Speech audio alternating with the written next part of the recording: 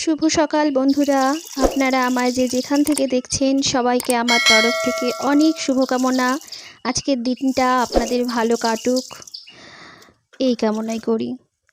তো গাছগুলোতে খুব সুন্দর ফুল ফুটেছে, আমি একটু জল দিয়ে দিচ্ছি। এত গরম, গাছগুলোকে ভালো করে স্নান করিয়ে দিই। কি সুন্দর না গাছগুলো। চলুন ফুলগুলো সব তুলে নিই গাছ থেকে। সকালের কাজ কমপ্লিট হয়ে যাবে, তাহলে আমার ঠাকুরের কাজ শুরু করে দিই। তো ফুলগুলো সব আমি একটা একটা করে তুলে নিচ্ছি। সাদা ফুল খুব কম পড়ছে, আর এই জবা ফুলগুলো তুলে নিচ্ছি, ঠাকুরের পুজো দেবো তাই। আজ দুটো নীলকণ্ঠ ফুল ফুটেছে জানেন, আমার ভোলা বাবার মাথায় দিতে পারবো। কয়েকটা তুলসী পাতা তুলে নেব এবার, তারপর রেখে দেব। দেখি কয়েকটা সাদা ফুল যদি পাওয়া যায়। সাদা ফুল খুব একটা পাওয়া যায় না। আপনি সকালে দরজা খুলবেন আর দেখবেন কেউ না কেউ ঠিক গাছের গোড়ায় আছে ফুল তোলার জন্যে। আপনি যদি দরজা খুলে তার সামনে গিয়ে দাঁড়ান, সে বলবে এইমাত্র আসলাম। কিন্তু আপনি যদি ঠিক টাইমে দরজাটা না খোলেন, তিনি সব ফুল তুলে নিয়ে যাবেন। তো আমি সেই চান্সটা দিলাম না, আমি সব তুলে নিলাম আজ ফুলগুলো। শাগনিককে স্কুলে দিয়ে আসলাম, শাগনিক ভালোভাবে স্কুলে পৌঁছে গেল, কিন্তু আমি তো রোদ্রে একেবারে পুড়ে গেলাম। 7:30 বাজে, কিন্তু আসার সময় এত গরম, একদম পুড়ে গেছি। তো ভালো করে মুখটা ঠান্ডা জলে ধুয়ে নিচ্ছি। আমি শুধু কল্পনা করছি যারা বাইরে ঘুরে ঘুরে কাজ করে বা ডেলি প্যাসেঞ্জারি করে, ধরুন হকারির কাজ করে যারা, তো তাদের কি পরিমাণে কষ্ট। এই রোদ্দুরে তাদের প্রচণ্ড কষ্ট। যারা ধরুন ভ্যান চালায় বা টোটো চালায়, এসব রোদ্দুরে ঘুরে যাদের কাজ, তাদের কত কষ্ট বলুন তো। আমরা নাই ঘরে থাকি, তাই সহ্য করতে পারছি না। তো চলুন, হাত পা ধুয়ে নিয়েছি, এবার কাজ করে নিই। তো আজ রাত্রে ভাবছি একটু ঘুগনি করব, তো তাই জন্যে মটর ভিজিয়ে দিচ্ছি। ঘুগনি আর রুটি করব। রাত্রে একটু অন্যরকম হলে খুব ভালো হয়। তো ঘুগনি আর রুটি করব। আমার ছেলে বলছে মা লুচি করো, কিন্তু আমি বললাম না মা, না, আবার রোদ গরম পড়েছে, তো রোদের তাপ প্রচণ্ড, তুমি লুচি খেও না, আর কটা দিন যাক তারপর তুমি লুচি খেও। তো এই তো নিজের জন্য 1 কাপ চা করে নিয়ে আসলাম, একটু চা খাবো। যদিও চাটা খাই না, কিন্তু মাঝে মধ্যে খেতে ইচ্ছাও হয়। এই গরমে চাটা না খাওয়াই ভালো, তবু একটু চা খেতে ইচ্ছে হলো। চা খেয়ে নিই, একটু কিছুক্ষণ বসি, ভাবি। চা খেতে খেতে ভাবছি যে সারাদিন আমি এখনো কী কাজ বাকি। মাঝখানে আমাকে কাজ বন্ধ দিয়ে শাগনিককে স্কুল থেকে আনতে হবে, ওকে আবার খাওয়াতে হবে, গোছাতে হবে, আবার ওকে পড়তে পাঠাতে হবে। তো আরও অনেক কাজও আছে, যেমন বাসন মাজা, ঘর মোছা। মেয়েদের তো হাজারো কাজ, কাজের কোনো শেষ নেই। তবে এই ব্লগিং করব যবে থেকে ভেবেছি, কাজগুলো দেখছি খুব তাড়াতাড়ি হয়ে যাচ্ছে, কারণ সময়টা আমাকে একটু বেশি দিতে হচ্ছে, ভিডিওটা শ্যুট করতে হচ্ছে। তো সেই কারণে আমাকে কাজগুলো একটু তাড়াতাড়ি করে নিতে হচ্ছে। অন্য সময় কী করতাম, ঢিলেমিশি করতাম, একটু একটু করে করতাম, কেউ দেখারও তো কেউ ছিল না। তো এখন যেহেতু ভেবেছি না আমি একটু ব্লগিং করব, তাই কাজগুলো একটু তাড়াহুড়ো করেও করি। চলুন এবার যাই, দেখুন রান্নায় আজকে কী কী ছিল। তো রান্না আজকে এখানে আমি বসিয়ে দিয়েছি কুমড়োর তরকারি, কুমড়ো আর আলু দিয়ে একটা পাঁচমেশালি তরকারি, আর এর ভিতরে বরবটি দিয়েছি, একটা পাঁচমেশালি তরকারি হয়েছে আর কি। আর দিকে ভাত বসিয়ে দিয়েছি, ভাতটা এখনও ফুটে ওঠেনি। আমি ভাত করি কেমন করে বলুন তো, ভাতটা গরম জল প্রথমে জলটা গরম হয়, তারপর চাল দিয়ে দিই। জলটা গরম হয়ে ভাতটা ভালো করে ফোটে, কিছুক্ষণ ফোটাই কষমসে করে, তারপর হাঁড়ির ঢাকনাটা আমি বন্ধ করে দিই। যেহেতু আমি গ্যাসে করি, তো গ্যাসটা বাঁচানোর জন্যও আমি এসব করি, হয়তো আপনারাও করেন। তো যাই হোক, আমি এভাবেই করি।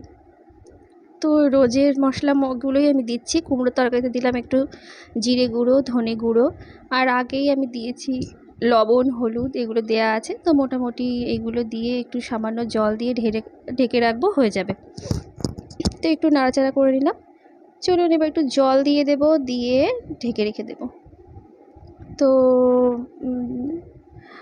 দেখুন একটু কড়াই লেগে গেছে, তো আগে জল দিলাম না, কেন যে ঢেকে রাখলাম, তো দেখুন কড়াই একটু লেগে যাচ্ছে। একটু বেশি বুদ্ধি হলে যা হয় আর কি। তো একটু নাড়াচাড়া করে নিই, কড়াতে দেখুন লেগে গেল।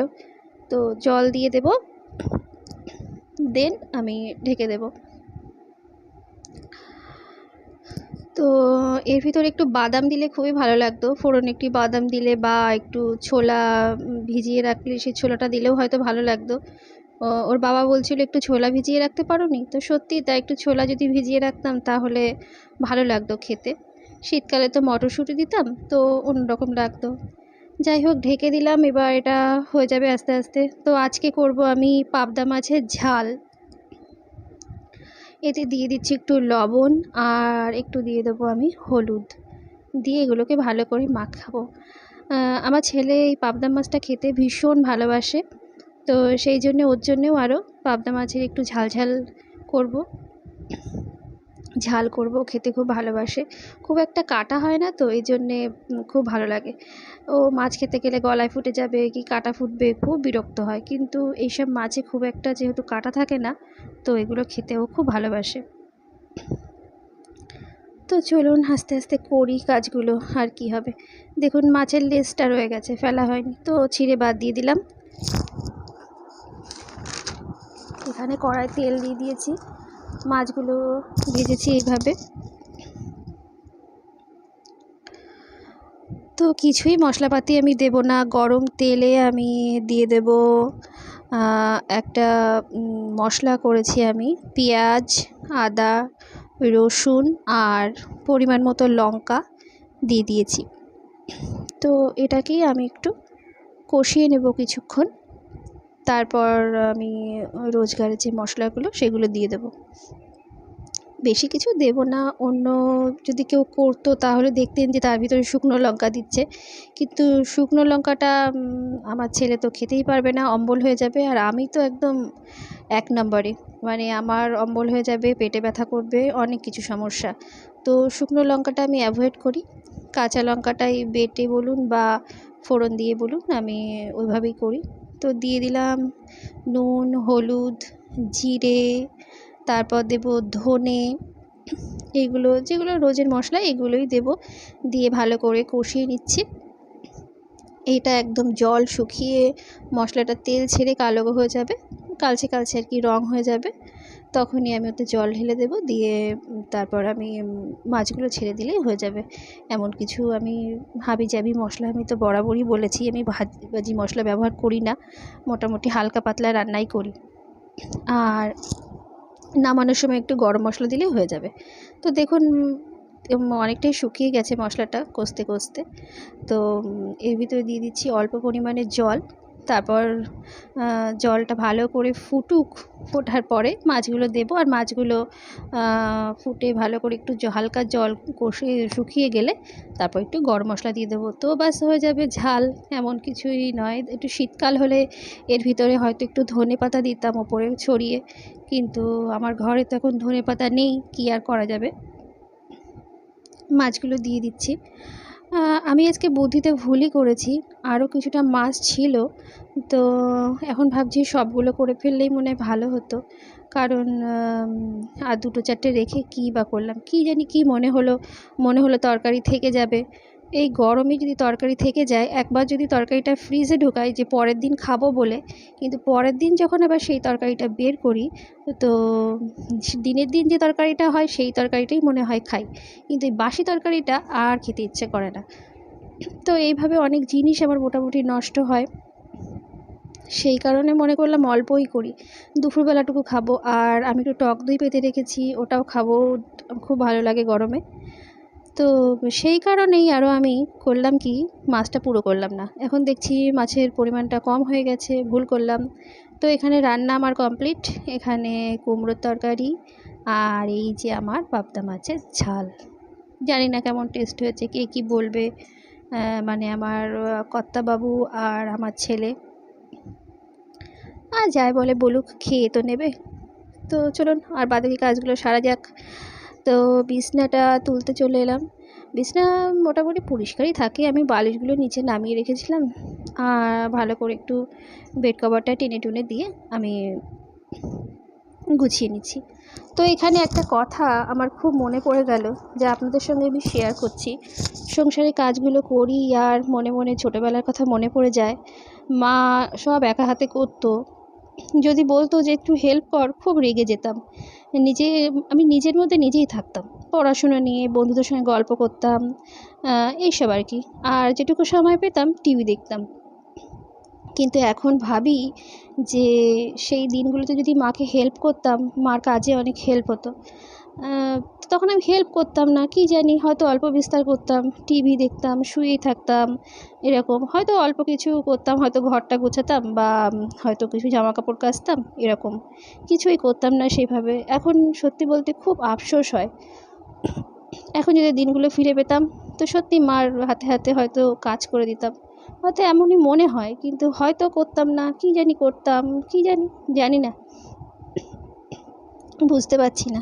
কিন্তু মনে মনে খুব আফসোস হয় যে সেই দিনগুলো মার খুবই কষ্ট হতো।